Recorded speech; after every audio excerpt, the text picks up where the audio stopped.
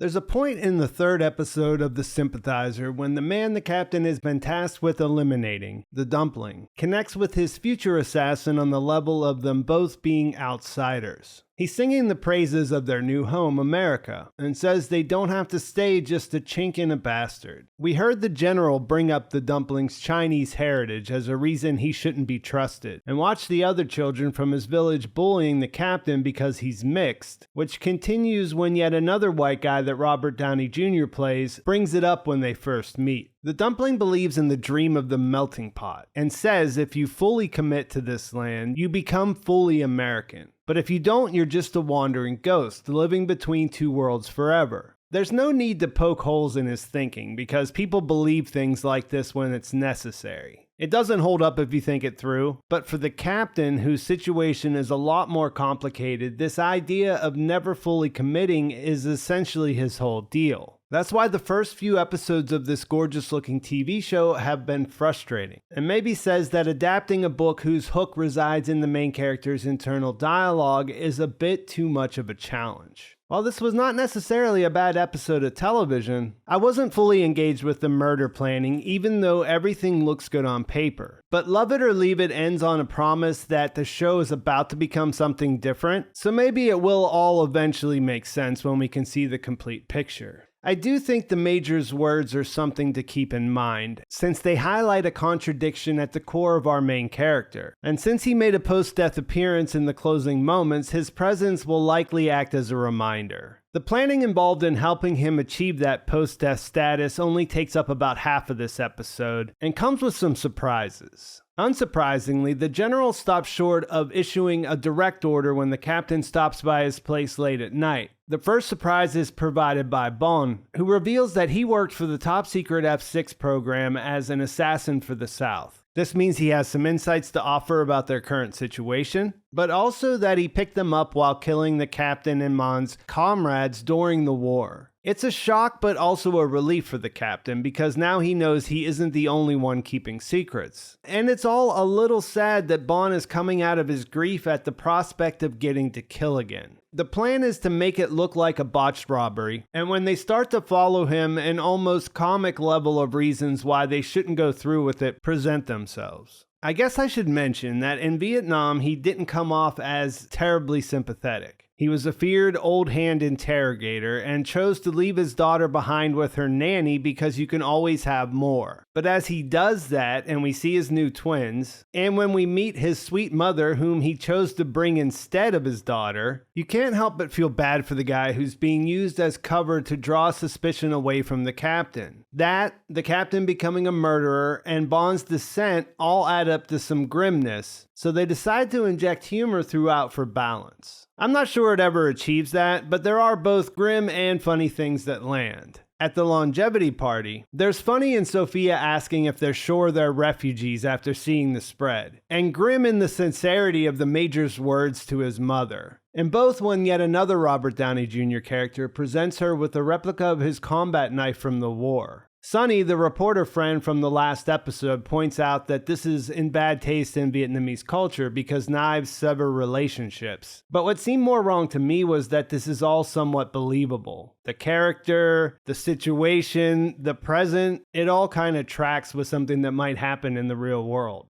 There's a surprise here in that the general's daughter, Lan, who now goes by Lana, has grown up and inspires what I think you'd have to interpret as attraction from the captain, who has just started to refer to Sophia as his girlfriend. The general sees her performing on stage and her short skirt a betrayal, which his wife backs up when she makes her move back in the photo to hide her legs. Before the night is over, the captain tells the Dumpling to let him in on his business. This is after we learn that he named his children Spinach and Broccoli. Spinach because when Popeye eats it, he becomes all powerful. And broccoli because it just comes naturally. Strength and health. This country isn't for the weak, so name your children accordingly. In this new working relationship, the captain decides he'll make his move when the Dumpling talks about his excitement for the upcoming fireworks display for the 4th of July celebration. There were moments in this episode when I had no idea how much time had passed since they arrived in the States. And I guess we can work it out because Liberation Day is on April 30th, and we know they left for the airport right before that, a day or two before. And while we're talking about their escape, another surprise in this episode is that Claude likes to dress up as what he describes as a homosexual and follows the captain around sometimes. We think of him as a double agent that's loyal to the North, but I thought that there was some extra emphasis on how Claude sees him as a valuable asset for the CIA. Using the sound of the fireworks to cover up the sounds of gunfire is a smart move, but bringing a Dorian along as a present probably wasn't. The blonde wig is neutral maybe because I'm not even sure what someone would make of that in 1975. If you're not familiar with Dorian, the King of Fruits is covered with pretty serious spikes, and I would guess that the one he gave him weighs at least 2 kilos. There's also a problem in that the captain is really not a killer and hesitates to the point that if he was never hit with the Dorian, you wonder where the desperation to act would have come from, especially after the fireworks stop. The desperation does eventually come after Bond lends a hand, and I really like this wider shot of his mother smoking above as the life and death drama plays out below. The Major had given him one of those America, love it or leave it stickers earlier, which is where the episode gets its name, and the captain sticks one on his victim to make it look like a hate crime. The act is something that haunts the captain right away, and it triggers the payoff to all the egg references and imagery that's been scattered throughout the first couple of episodes. Through a flashback that also sheds some light on his involvement with Claude and the CIA while he was in Vietnam, which I guess has never been explicitly stated, but the implication is that he recruited him as a student when he was studying in the US. Through a flashback, we see him trying to get a comrade in custody to start talking to avoid torture. There's a subtle moment where he indicates that he's a mole to the Watchman, and then assists him in getting the necessary tools to take his own life. 3 hard-boiled eggs for breakfast instead of the terrible food he usually gets is all he needs, and just one does the trick. By leaving the shell on, he's able to get it lodged in his throat so that it suffocates him. It's another situation where his role as a spy forces him into a situation where he has to sacrifice someone else to maintain his cover story.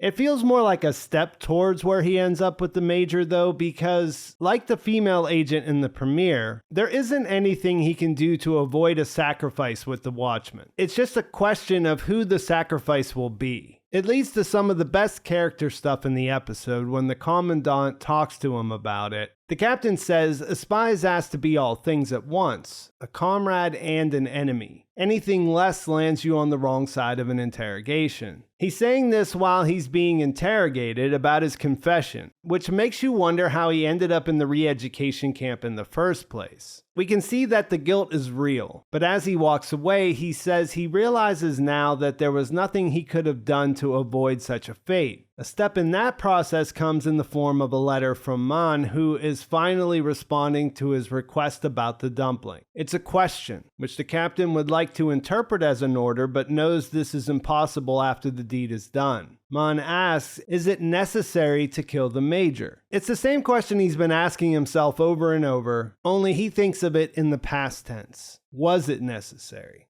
At the Dumpling's funeral, the captain is confronted with the damage he's caused, and then Claude congratulates him on a job well done. It turned out that the proof they needed turned up when they found a coded message in one of his candy boxes. We quickly learn that the captain planted it himself to cover his ass, and have to give him some credit for pulling that off. Part of why this works is because the Major correctly guessed that the captain was the mole when they interrogated everyone at the liquor store. But in a cruel twist, this put him on their radar since he picked the person they trusted most. Claude isn't just there to talk about the past. He thinks it's time for a bigger assignment, and that leads us to the natural habitat of the most dangerous creature on Earth, a white man in a suit and a tie. The steakhouse is where we get the payoff for the Robert Downey Jr. playing so many roles bit. And while I put it together that they were spoofing the idea of Asian characters getting so little development in movies at that time that they could all be played by the same actor, which I think is a fun idea that's mostly piqued my interest in the first 2 episodes. This roundtable meeting with all of his characters sharing a scene felt more like shtick, and I think the novelty works against it. I mean, I imagine this was an exciting challenge to plan out and a blast to put together, but it's so dialed up that it takes over the whole episode. I imagine that's part of the point, or maybe it just is the point. If you look at each character's position and what they do and how they influence the captain's life, there's something there that connects to what Claude said about white men in suits, which then makes me wonder why they had to come out and say it when they were going to show it a few scenes later. I don't know, but I guess mileage will vary on this because Robert Downey Jr. is so talented. And perhaps the way this overshadows the turmoil the captain has experienced is the point. Because there is a point to be made there. But for me, it wandered into the realm of being a gimmicky thing that didn't add much. There is enough turmoil to go around, though. I enjoyed the juxtaposition of him talking about his Hamlet wistfully while the scene depicts him getting his ass kicked there, and his mom telling him he's not half of anything, but twice of everything before he has his haunting vision of the Dumpling, whose nightmare face is starting to resemble the nice burger smiley face that he used to cover it up. We do meet Nikos, an auteur filmmaker who's working on a film about the Vietnam War that sounds a lot like Francis Ford Coppola and Apocalypse Now. Like I mentioned at the beginning, this sets things up for it to turn into a different kind of show going forward. And this is executive producer and writer Park Chan-wook's final episode as a director. So it'll be interesting to see how things change going forward. I read an interview with the showrunners and they were talking about this decision, saying that there were a lot of male American mentor figures in the book. Characters that are as unreliable as the captain is, that they say are all kind of duplicitous in themselves. They all represent different corners of the American establishment: intelligence, academia, politics, and entertainment, but they all had shared purpose. They say that they were all part of the same club, as it were, and so when they were talking about that, they wanted to figure out a way to do that and show their interdependence without talking about it too much. Park Chan-wook came up with the idea of casting one actor to play all the parts like Peter Sellers in Dr. Strangelove or Lolita. Robert Downey Jr. came on board to be a producer with his wife, and so this is what they landed on. Overall, I've been of 2 minds about these last couple of episodes. I will say that being a book reader who had a lot more information through the characters' internal dialogue might just be making this a me thing. Which is no less frustrating considering that, as I've mentioned, most of this looks great on paper. The show looks amazing. It actually makes you look forward to what the next transition might be, and none of that feels overdone. Part of what makes it disappointing is that the first episode found such interesting ways to give us a look inside the captain's thoughts, and then the show made a choice to not continue doing that. It's curious because by this part of the book, I was already completely behind this guy, no matter what he did. And so these are kind of the things that added some dimension to him in a way that feels slightly different than what the show's doing. I don't want to spoil anything, and I think we probably will get to the same place, so we'll just leave it at that. But that's something to think about, and I think that's a great place to leave things. Please like this video if you enjoyed it. Please subscribe to my channel if you haven't already, and thanks for watching. I'll talk to you soon.